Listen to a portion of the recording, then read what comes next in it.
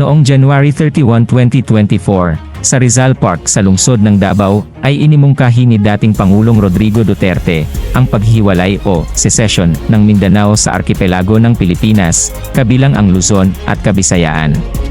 Ang Mindanao ang pangalawang malaking pulo sa Pilipinas, kasunod ng Luzon na binubuo ng 6 na rehiyon mula sa Hilagang Mindanao, Bangsamoro, Caraga, rehiyon ng Davao, Tangway ng Zamboanga at Sox Sargent. Hindi magiging madali, ayon sa ilang gabinete ni dating Pangulong Duterte ang kanyang pahayag na secede the Mindanao now. At magdudulot lamang ito ng sigalot sa Mindanao. Alam mo, hindi madaling gawin yan, yung secession ng island of Mindanao. But it's also probably worth it to look into it, no? Pag-aralan, tingnan natin kung ano ba yung benepisyo ng mga Mindanaoan dito at ano yung Ani ni Senator Mig Zubiri ay maghinay-hinay sa desisyon dahil dapat ito idaan sa masusing pag-aaral. With due respect to the former president, I think right now the last thing that we want is na magkagulo-gulo, magkawatak-watak ang ating bansa. Tutol ang ilang grupong Muslim, MNLF at MILF sa Bangsamoro maging ang Chief Minister na si Murad Ebrahim na hindi papayag na maihiwalay ang Mindanao sa Pilipinas upang maisulong ang katahimikan at kapayapaan ng bansa. Ilan ring mga senador ang hindi sang-ayon sa panawagan ng dating presidente.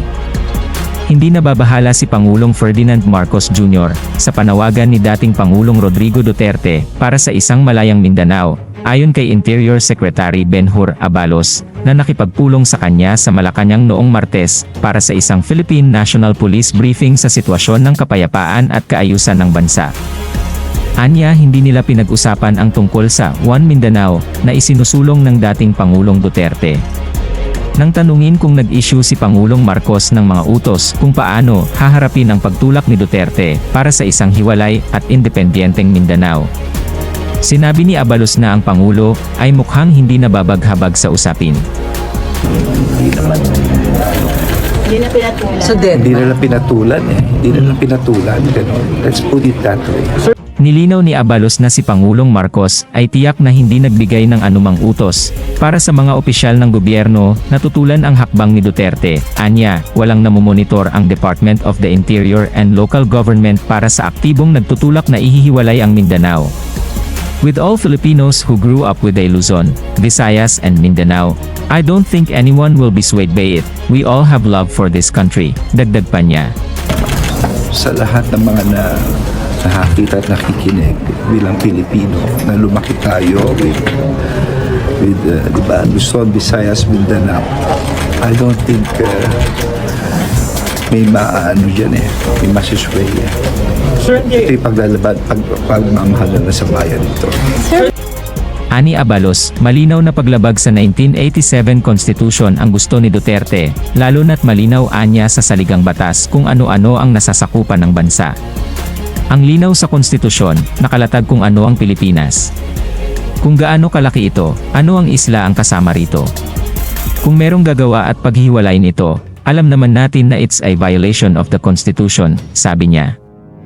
It's the dismemberment of the Republic. Napakalinaw sa ating konstitusyon, nakadefine ang ating territory, yung ating sovereignty. We should always be one nation, united and undivided. Tumanggi rin silang magkomento ni PNP Chief General Benjamin Acorda Jr. sa posibleng pananagutan ni Duterte sa pagtutulak ng secession na salungat sa konstitusyon, tulad ng nabanggit, nasa Department of Justice na, kung pag-aralan ang mga bagay na ito at mula doon, ay maaari nating matukoy ang ating mga posibleng aksyon, sabi ni Acorda sa parehong press briefing. At sa House of Representative naman, hinimok ni Lanao del Sur Representative at Assistant Majority Leader Ze Adyong ang mga personalidad na nagnanais na humiwalay sa Mindanao na muling isaalang-alang at unahin ang kabutihang pangkalahatan. Ang paghihiwalay ay hindi lamang maglalahad ng panlipunang tela na nagbubuklod sa atin, ngunit magkakaroon din ng mapangwasak na mga epekto sa ekonomiya sa Mindanao, anya. Binatikos din ng oposisyon si Duterte, binansagang ang kanyang panawagan para sa paghiwalay bilang isang makasariling hakbang upang maiwasan ang pananagutan sa kanyang mga krimen. Ang kasaysayan ni Duterte ay nagpapakita ng isang nauukol na pattern ng pagsasamantala sa mga taktika ng pagkakawatak-watak para sa personal na pakinabang. Ang kanyang biglaang pag-alis o withdrawal sa International Criminal Court sa war on drugs ay nagpapakita ng diskarteng ito.